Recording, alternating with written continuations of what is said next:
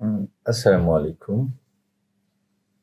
আমরা যে যেখান থেকে আমাদের আজকের এই ভিডিওটি দেখছেন সবাইকে ফ্রেশ আইস অ্যান্ড কনসালটেন্সির পক্ষ থেকে অভিনন্দন।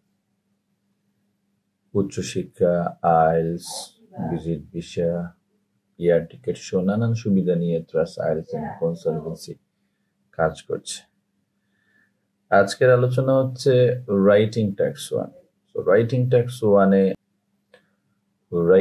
ট্যাক্স ওয়ানে সঙ্গত কারণে অনেকের সমস্যা থাকে। সেই সমস্যার অন্যতম কারণ হচ্ছে আন্ডারস্ট্যান্ডিং এর সমস্যা।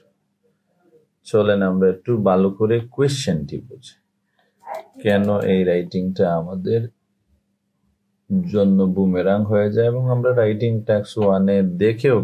প্রথমে কোয়েশ্চেনটি পড়ে নেই। The two pie charts below show the percentage of industry sectors contribution to the economy of Turkey in 2000 and 2060.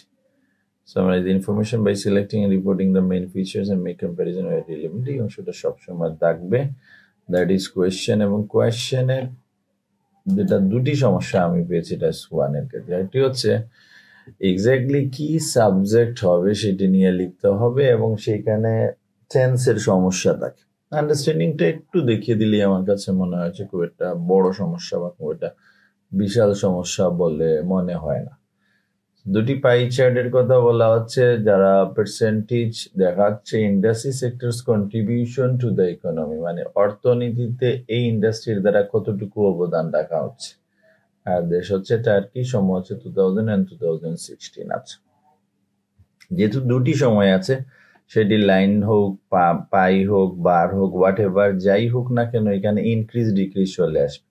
2000 এর যে অ্যামাউন্ট বা পার্সেন্টেজ বা যে ফিগার থাকবে তার সাথে 2016 এসে দেখা যাবে আইদার সেটা বেড়েছিল নতুবা কমেছিল। সেই বাড়া কমা এই যে দুটি সময়ের ব্যবধান আমরা দেখবো সেটা।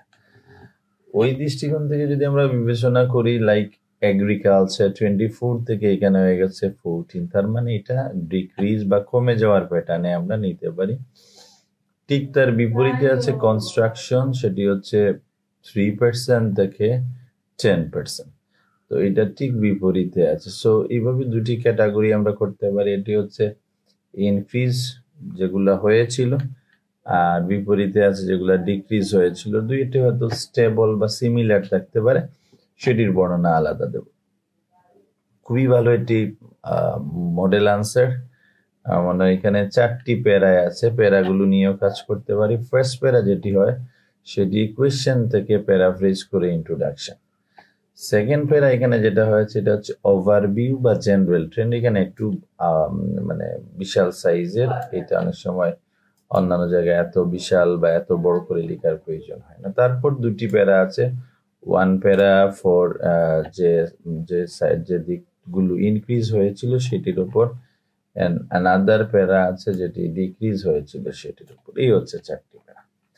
এবার আসি আমরা সেক্টরগুলো। আমার মনে হয় আপনারা দেখেছেন, government, leisure and hospitality, finance, business and others, healthcare and education, trade, utilities and transportation, manufacturing, construction, এগুলো আছে।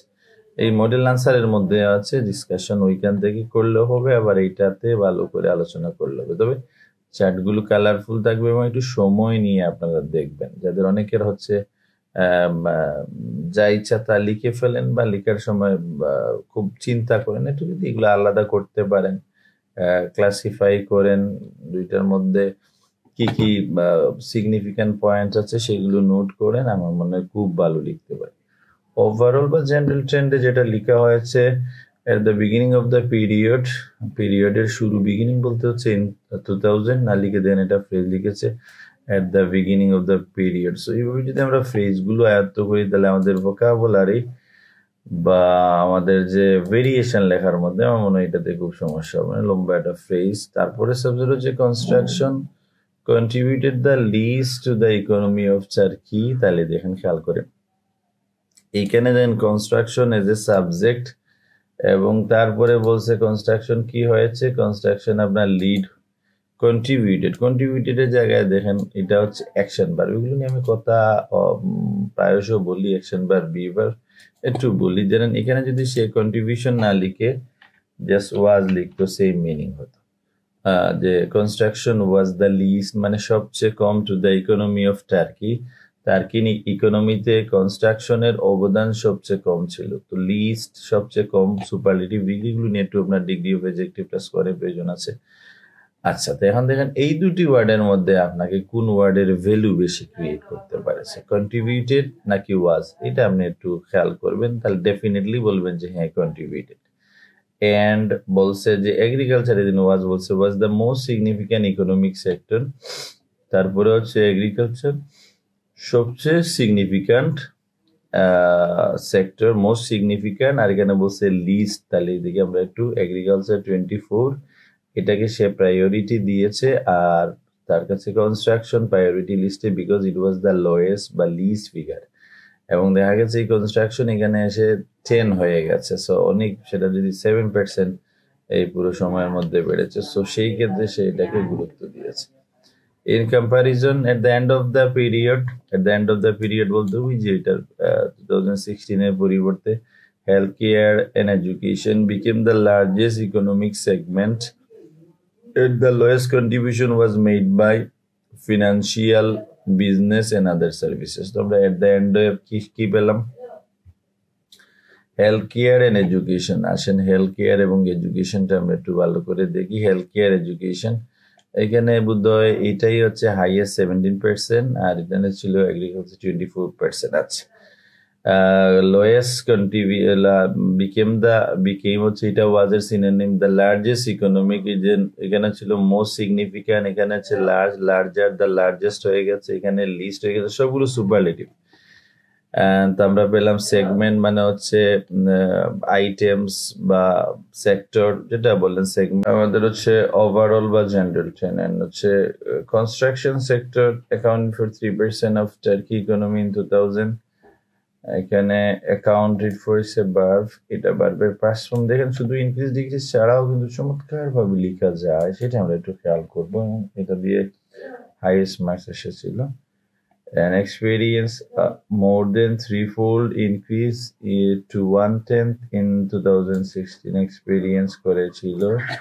That is another verb past form. Economic income from trade, utility and transportation was সেটা ছিল 14% in 2000 and experience a slight increase 2% in 2016. At the beginning of the period, manufacturing and finance, business and other services made up, এটা ভার্বের past form, made up হয়েছিল 8% and 5% of Turkey's economy, সেটা ছিল respectively. These figures rose to 12 and 8, 2016 rose. এখানে যে ক্যাটাগরির মধ্যে ছিল সেইগুলো যেগুলো হচ্ছে 2016 এসে সেটা ইনক্রিজ হয়েছিল। সো এখানে কয়েকবার এগুলো পড়েন, প্রত্যেকটি ফিগার এখান থেকে চিন্তা করে দেখেন এখানে যেগুলো বেড়ে গিয়েছিল, তো সেইগুলোর বর্ণনা আছে এই প্যারা। অ্যান্ড ফাইনাল প্যারা হচ্ছে যেখানে এখান থেকে সময়ে 2000 থেকে 2016 এসে যেগুলো কমে গিয়েছিল। Agriculture, which comprise almost a quarter of Turkey's economy in 2000, quarter বলছে যে 4 ভাগের 1 ভাগ না, এটা বলছে তার স্পেশালিটি দেখাচ্ছে, fell to 14% in 2016। এগ্রিকালচার যেটা এত বিশাল ছিল 4 ভাগের 1 ভাগ, সেটা কমে গিয়ে 16%। In 2000, economic output from government and leisure and hospitality sectors were at 12 and 17% respectively.